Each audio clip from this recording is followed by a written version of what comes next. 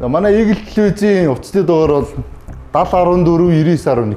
Хүмүүс бол өдөр тутам салгаж мэдээлэл өгч идэг. Бид нар төчгтөр нэг ийм дуудлага ирлээ.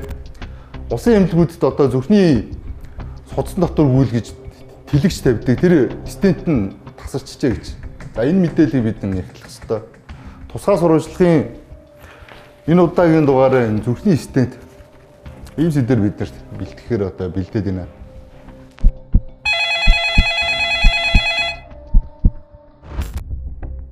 Монголын хүн амын дундах халдварт бус өвчлөлөөр зүрх судасны тогтолцооны өвчнүүд 3 дугаар чигсдэг.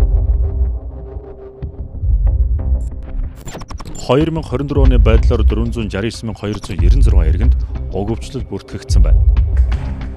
Халдварт бус өвчлөлийн 1-дүгээрт хоол боловсруулах, 2-дүгээрт амьсгалын, 4-дүгээрт шээс бэлгийн, 5-дүгээрт гэмтэл хордлого, гадны шалтгаанд бусад эмгэг жагсдаг.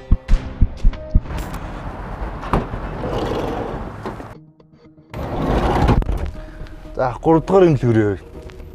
Зүрх судасны өвчлөлийн хагалгаа мессежлбын эмчилгээгээр манай 3 дугаар эмнэлэг хамгийн сайн нэмэл. Тэгээ бид нөө өвчтнүүдтэй бас уулзъя гэж бодож байна. За сахиур асрагч тэр нөгөө бусдын нар гэрийнх нь хүнтэй уулзъя гэж бодож байна. За 3 дугаар эмнэлгээс гадна 1-2 дугаар эмнэлгүүд бас энэ зүрх судасны өвчлөлийн шинжилгээ, онцлогоо эмчилгээ бас хийд юм байна. За давхар энэ Бриллиант, Улаанбаатар, Сонготоо интернет эмнэлгүүд бас юм байна. Ангиографийн хагалгаанууд хийдэг. Ямар ч гэсэн иргэдтэй уулздаг юм байна.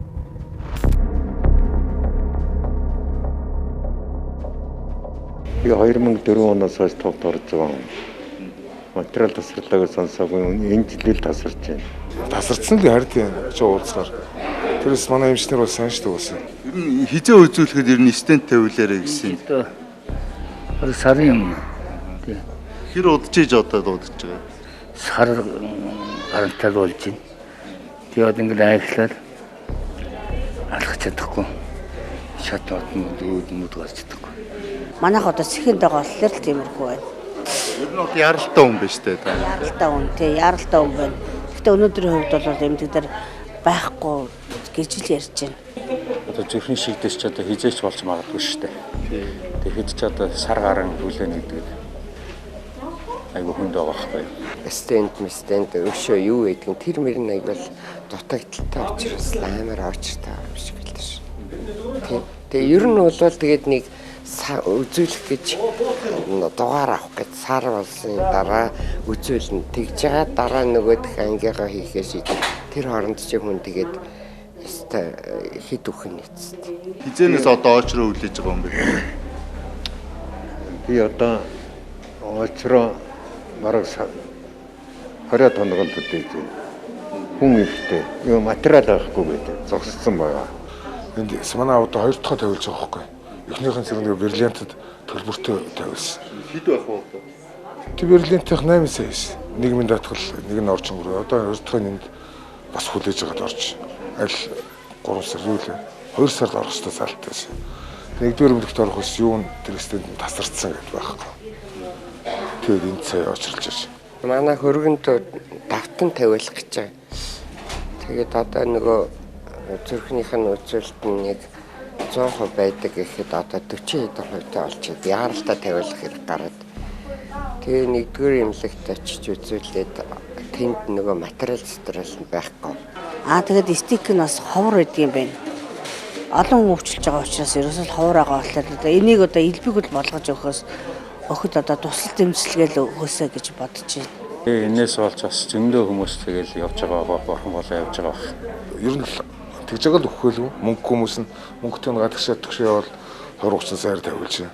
Тэр нь Зүрх судасны тогтолцооны өвчтөд 469,296 иргэний 265,622 нэмэгтэй 173,647 эрэгтэй байна. Нийт өвчтнүүдийн 40,65% нь артерийн даралт ихсэх, 33,36% нь зүрх судасны бусад өвчтөй бол 10,18% нь титэм судасны архаг эмгэгтэй, 315% нь зүрхний дутагдaltaй. Хүн амын нас баралтын тэргүүлэх шалтгаан нь зүрх судасны өвчлөл хэвээр байна. 2025 оны 4-р сарын байдлаар 1648 хүн зүрх судасны өвчнөөр хорвоог орхисон байна.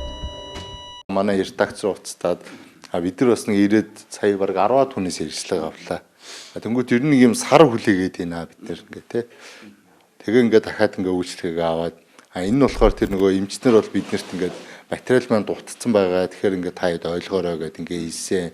Манай улсын эмнэлгийн эмчнэр бол сайн. Тэгээ бид нар ингээ хүлээгээд одоо л ирж гинэ гэсэн нэг хүмүүстэй л таарлаа. За ер нь бол мэдээч хэрэг цочмогоор хоёр талаас нь ойлгох хэрэгтэй. Яаралтай бүр яаралтай аймнаас эрсдэх ийм хэмжээнд ирж байгаа хүмүүстээр бол бид нар хизээч хойшлуулшгүйгээр арга хэмжээ авч байгаа. Ийм өөрөөр хэлэх юм бол бүр одоо нөөц гэдэг юм уу тийм ийм юмнууд байна. Төлөвлөгөөтэй байдлаар бага зэрэг хугацаанд хүлээж болохоор ийм байдлуудыг нь бол бүр хангалт хийгдэл төр хүлээж эмийнхээ эмчилгээг үргэлжлүүлэх гэсэн ийм заавар чиглэл өгөөд явж байгаа. Үнэхээр яаралтай бол бид нар сая хэллээ шүү дээ. Эмнэлэгт яаралтай юмд нөөцлсөн юм байгаа. Тэрүүгээр хийн. Тэнд 1 хоног, 2 хоног, 7 хоног магадгүй хүлээж байгаа хүмүүс байх юм бол тэр хүлээх боломжтой хүмүүс л гэсэн үг. Арга гэр зүгээр сар хүлээх юм бол байхгүй байгаа. Тий. Төлөвлөгөөний хугацааны ер нь хэрэг. Яг нь ер нь бол төлөвлөгөөтөр судсан дотор стенд тавьж яана гэдэг чинь архаг шигдээс байгаад байгаа гэсэн үг байхгүй. Их удаан хугацаанд гэхдээ явцсан жоохон удаан өөрөөр хэлбэл цочмог биш удаан явцтай. Гэхдээ тэрийг нээхгүй бол явандаа бүглэрх магадлалтай тийм юм. Тэгэхээр тэр магадгүй дээдлэн 5 сар 6 сар ч байж болно. Танай эмнэлэгт үзүүлж байгаа хүмүүсийн хэдэн хувь нь одоо стенд тавилах хэмжээнд хүрсэн байна.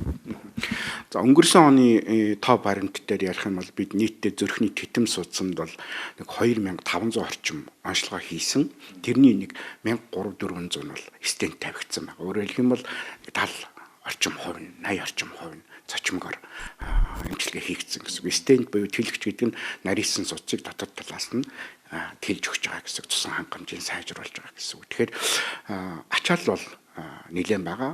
Тэгэхээр одоо стенд тасалдаж одоо болохгүй. Энийний одоо нөөцтэй сайн байх хэрэгтэй болоод тий яалчгүй одоо хүн амын онцлог байна. За тийм ер нь бол бид 2024 онд тендерийн худалдаа авалтаар ханган нийлүүлэгч байгууллагаас тухайн жилд ойролцоогоор тэд орчим стенд хэрэг болно гэдэг ийм байдлаар захиалга өгөөд тендерээр худалдаа авалт хийгээд тухайн жилийнхээ үйл ажиллагааг явуулдаг байгаа. За 2024 оны хувьд бол тендерийн гэрэмэн үйл ажиллагааны хэрэгжээд за 25 он руу залгасан. За 25 оны одоо шинэ худалдаа авалт бол хараахан тендерийн гэрээ хийгдээгүй байна. Худалдаа авалтууд бол арай өөрөөр хэлбэл ханган нийлүүлэлтүүд энэ 7 хоногийн сүүлээрч байна. Эх 7 хоногоос одоо ганцхан стенд биш, ер нь бол эмнэлгийн хэрэгслийн худалдаа авалтууд бол хангагдгаар байгаа. За одоо байгаа стендийн хувьд бол огт тасарсан юм бол байхгүй. За дотроо бол маш олон хэлбэртэй, олон хэмжээтэй байдаг. Зарим нэг хэмжээсүүд нь байхгүй хангалт хийгдээгүй нөгөө ханган нийлүүлдэг байгуул маань цаад гадаад улсаас татаа авалт хийгдээгүй байгаа. Одоо эн чинь 5 дугаар сар гарч шít. Тэгтэл 3 дугаар эмнэлэг стентийн худалдаа авалтаа дөнгөж игдрүүлж байна гэж. За стентийн нөөц бол энэ эмнэлэгт байгаа гэдгийг сая эрүүл мэндийн нэгдлийнх нь энэ захирал дарга хэлж байна. Тэгээд яралтайгаар ирсэн хүмүүст бол хийж байгаа юм байна. Бид нар одоо 1-р эмнэлэг рүү явж байна. 2025 оны 3 дугаар сарын байдлаар улсын 3 дугаар эмнэлэгт 83 иргэн ангиографийн мэсэлсэлд оржээ. Бидний зорьсон улсын 1-р эмнэлэгт энэ хугацаанд 12 хүн л ангиографийн хагалгаанд орсон байна. Захиргаанаа нэгдэг үгчээ. Тийшээ. Носын хэмжээнд энэ стент нь одоо хангалтгүй байгаа юм шиг байна. Нөөцөнд тасалтаад гинэ гэдэг юм ярьж байгаа. Таны эмнэлгийн хувьд одоо ямар байгаа юм те? Та тэр талаар ярьж. Энэ маань бас энэ өөрөө өндөр өртөгтэй бүтээгдэхүүн, өндөр өртөгт гэж явагддаг.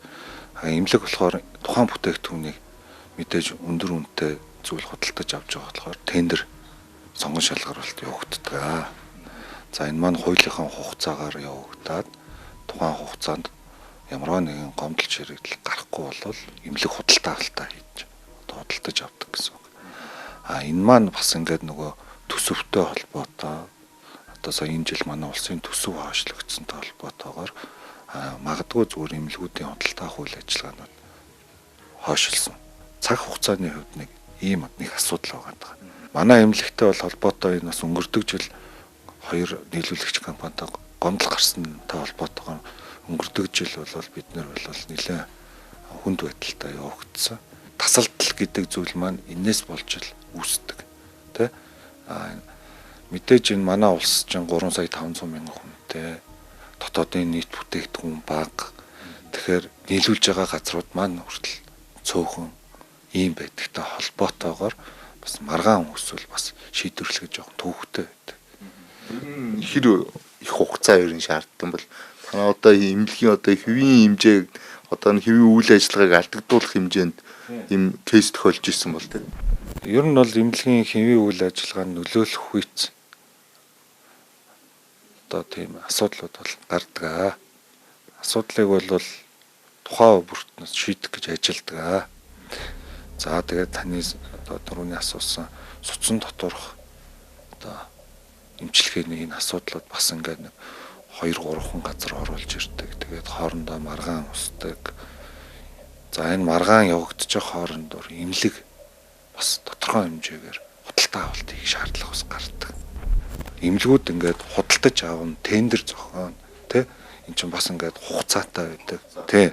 Тэгээ хугацаагаа хүлээн тэгээд дахиад хугацаа дуусгаар 6 хоног бас гомдол гарах уу үгүй юу гэдээ ингээ хүлээдэг. Энэ юм бол манай салбарт миний зүгээр олж харснаар цохимжгүй байна. Тэгэхээр энийг ч бас эрүүл мэндийн яамны бодлого гаргадаг хүмүүс маань бас энэ дээр бас бидэнтэй бас нэг ижил зүйлийг харсан байгаа нь бас сайшаалтай. Гэхдээ энэ маань хурдан хэрэгжээд байвал энэ улсын эмнэлгүүдэд тэ энэ эмнэлгийн бүтээгдэхүүн үйлдвэрлэдэг энэ эрүүл мэндийн салбарт маш том алхам гэж миний хувьд бол харж байна. За манай тимийн эмнэлгийн хэрэгсэл ханган нийлүүлэх тусгай зөвшөөрөлтөй 220 компани байд юм байна. За энэний дийлэнх нь бол цүнхний гэж хэлэгддэг X-дэйлэн гаргадаг ийм компаниуд. За иймээс гадна тэр ийм ханган нийлүүлэх тусгай зөвшөөрөлтөй хичнээн компани байдаг тухай нарийн тоог бол эрүүл мэндийн яам өгөхгүй байна. За компаниудын ингээ шүүгээд үзүүлэх 2 компани асуудал яригдаад байна. Нэг нь Чонгол Тэрэд гэдэг компани байна. Нөгөөх нь Санчир унтрах гэдэг. За энэ 2 компани бол энэ тендер сонгон шалгаруулалтанд өрсөлдөд олон жилийн тендерийн эрхийн төлөө шүүхээр заргалдаж байгаа юм 2 компани. Шүүхийн сайтаас ингээ шүүгээд үзвэл олон мэдээлэл харагдана л да. За хамгийн сүүлд энэ нийслэлийн захиргааны хэргийн давзаалтах шатны шүүхтэр 2 сарын 11-нд одоо энэ хэрэг хилцсэн байгаа. За энэ нэхэмжлэлийг бол Санчир унтрах нь гаргаж байна. За хариуцагчаар эрүүл мэндийн яам эмийн агентлаг 2-ыг хариуцагчаар татж байгаа. За 3 дахь читгээ дээр Чонгол Тэрэд орж байна. За Чонгол Тэрэд гэж ямар компани бэ гэдэг интернетээс авал тодорхой харагдаж байна. 2002 онд байгуулагдсан байна. 2009 оноос хойш энэ эм эмнэлгийн хэрэгслийн тоног төхөөрөмж нийлүүлдэг ийм худалдаа авалтанд оролцож иржээ. За үүсгэн байгуулагчийн энэ хуулийн этгээдийн бүртгэлийн сангаас шүүж үзүүл Үлзий утгийн байгальмаа гэж. За энэ 1992 онд ангаахын сургалт төгссөн юм эмэгтэй байлээ. За Инхбаатарын инх билгүүн гэдэг ийм 2 хүн энэ компанийг үүсгэн байгуулсан. Эцсийн өмчлөгч нь байгальмаа байна. За Чонгол Тэрэд бол энэ салбарт их олон жил үйл ажиллагаа явуулж байгаа. Ер нь бол нэлээд давмгай байдалтай аж ахуйн нэгж гэдэг нь одоо энэ тендерийн худалдаа авалтын сайт буюу Tender.gov.cgmn гэдэг энэ сайтаас харагдана. 521 тендерт оролцоод 316 тендерт нь шалгарсан. За Санчир унтрах компаниг бол за эмчнэр үүсгэн байгуулсан гэдэг мэдээлэл байдаг. За бид нар бол энэ мэдээллийг нягтлж чадаагүй. Үүсгэн байгуулагч нь Цэрэн гомбын намхайд орж Мягмарын инх туяа Бат Эрдэнийн болт Эрдэнэ. За эцсийн өмчлөгч нь энэ Бат Эрдэнийн болт Эрдэнэ байна. За Tender.gov.cgmn-ээс дахиад шалгавал 95 тендерт оролцоод 69-т нь шалгарсан. Ийм үзүүлэлт гарч ирж байна. За энэ 2 компани бол стенд ангиографийн хагалгаанд хэрэгэлдэг хэрэгсэл оруулж ирдэг. За бараагаа яг хэдэн төгрөгөөр оруулж ирдэг. Хилцлийн үн гайлын бүрдүүлэлтийн үнэ хэд гэж мэдүүлдэг. Хэдэн төгрөгөөр аль улсын эмнэлэг зардыг. Албан ёсны дистрибьютор нь мөн үгүй юу гэдэг энэ асуудал нь бас тусдаа юм том сэдв юм билээ. Ямар ч гэсэн өнөө хэрний салбар дээр бол их үзээтэй байгааг энэ мэдээллүүдээс ер нь харж болно. За хамгийн сүүлд энэ Туг.cgmn гэдэг сайт мэдээлэл бэлтгэсэн билээ. Энэ дээр бол энэ хавдар судлалын үндэсний төв дээр энэ 2 компани заргаас болоод дахиад тоног төхөөрөмж хомсдоод байгаа мэдээллийг бэлтгэсэн. За энэ дээр бол энэ эмнэлгийн ажилтнууд бүгдээрээ ингээ ярьцлага өгсөн байлээ. За энэ мэдээллийн доор нь дахиад нөгөө хоёр компани захирал хоорондоо хэрэлдэнэ. Ингээ нэгнийхээ компаниг одоо ингээ харагдаж шүү дээ. За хоёр компани заргаас болоод тийм төвөгтэй асуудлын эрүүл мэндийн салбар түүсээд байгааг энэ улсын хурлын өмнөх сонсголууд дээр ч гэсэн ярьж ирсэн шүү дээ. Эмийн сонсгол дээр. За эмийн сонсголыг зохион байгуулсан төр орны гишүүн Чимбүрэнтэй бид нар бас ярилцсан. Энэ ярилцлага одоо үргэлж. Гэхдээ улс ордоо энэ чинь ерөөсөө даатгалын асуудал шүү дээ. Даатгалын санхүүжилтийн асуудал. Бид даатгалын хуулинд нэмэлтээ өөрчлөлт оруулаад батлахдаа ирсэн иргэдээ хязгааргүйгээр тоо хязгаарлалгүйгээр эмчилнэ гэдэг үгтэй шүү дээ. Тэгсэн чинь одоо гарч байгаа журмууд нь квот гэдэг юм тогтоогоо. Зориод очисон хүмүүсийг эмчилж чадахгүй би сарда 10 хүн эмчлэх ёстой л гэдэг хязгаар тавьж гин гэсэн үг шүү дээ. Эмнэлэгт нь тийм үүрэг даатгалаас өгч шүү дээ. Та нар 10-аас илүү эмчлэх юм бол бид мөнгөний өгөхгүй шүү гэдэг шүү дээ. Тэг чи зориод хүмүүс зөндөө очиж шүү дээ. Тэ? Боломжтой байгаад эмчлэлтэй. Тэр санхүүжилтийн нөгөөчтэй. Хуульд авсан журам гаргадаг болооч. Тэ? Өнгөрсөн хуучин даатгалын тогтолцоо чинь жилдээ та 2 сая төгрөс илүү өвчилж болохгүй гэдэг байсан шүү дээ. Тэ? Тэгээ мөнгө хэмдэг байсан шүү дээ бүр. Хэмсэн мөнгө яадаг гэсэн гэж банкнд авч тавиад тэгээ хүлдэг байсан шүү дээ. Хүүгээр нь би энийгээ шагнадаг байсан юм шүү дээ. Эний чинь боловсон шүү дээ. Үлдэгдэлгүй бүх мөнгөө зарцуул, өвчин зовсон улсуудаа эмчил, ядууруул, битээ оруул, мөнгөгөөс болоод эмчилж чадахгүй байх нөхцөлийг хал гэсэн ийм хууль гарсан шүү дээ. Даатгал гэдэг чинь яадаг вэ гэхээр өвчний эрсдлээс хамгаалах үүрэгтэй даатгалын мөнгө шүү дээ. Тэгэхээр тэр болгоно зөв зарцуулъя л гэдэг асуудал шүү дээ. Тэгэхээр мөнгө байхгүй гэдгээсээ илүүтэй бид юун дээр хэмнэлт гаргаж болох юм? Юун дээр гарахгүй байх ёстой гэдэг эренбэлмээр байгаа байхгүй юу? Жижиг сажиг ийм бараа бүтээгдэхүүний дутагдал оруулаад энд одоо та хэдийг ийм хэрүүл хийлгээс хурцлуулаад явах ямар шаардлага байгаа юм? Энд чинь ийм эмнэлгийн хэрэгтгүүний хэн зохицуулах газар гэдэг агентлагтай болгоод өгч. Агентлагийн ажлын хийлгэж. Тэр нэгэн худалдын авалтын хийлгээд тэр бараа бүтээгдэхүүнийг хомсдуулахгүй, дутагдуулахгүй тэрнээс болж хүн амьтан эндэж болохгүй шүү дээ. Эмчилж чаддаг болцоод байхад нь энэ байхгүй юм чи би чадсаггүй гэд хүн хүлээдэх юм. Энд чинь харин гэмт хэрэг шүү дээ. Тэгээ хэдэн нэг хоёрхан компани хэрүүлээс болоод Монгол улс бүхэл бүтэн одоо стендийн байхгүй болчихсон ч байх шиг. Бүгдийг бодсон байхгүй ч шиг юу ярьж байгаа юм бэ? Тэгэл нэг сайхан хууль байхгүй ч шиг юм яриад хаана энд чи ямар ч хууль ярьж байгаа байхгүй. Харин ч бүр сайн хуулиуд батлаад өгсөн өнгөрсөн парламент. Жишээлбэл тендерийн хууль дээр яалаа бид чанарын 70%, үнийн 30% онооны одоо дүгнэлт хийдэг болгоод чанартайг нь ав гэдгийг бүр оруулаад өгсөн шүү дээ. Тэ? Нэгдсэн худалдаа авалт хийх гаргалгыг гаргаад өгчихсэн. Эмнэлгийн тусламжаар гүйцэтгэлээр нь санхүүжилтийн хийх боломжийг олгоод өгчихсэн. Бодлогоороо алийг илүү санхүүжүүлэх үү, алийг бага санхүүжүүлэх үү гэдгийг бодооч. Тэ? Тооцоолооч. Зарим хэрэггүй юмнууд дээр мөнгө зарцуулахаа болооч. Аймнаас ирсэн улсуудад илүү туслах зүйл дээр санхүүжилтээ томхон санхүүжилтээ тавиад зоригтой ажиллаач. Тэ? Чи аймнаас аврах хэрэгтэй болохоос хідэн зүгээр нэг гоо сайхны хаалгаа илгэх юмыг даах гэж байгаа юм. Чи болохгүй шүү дээ.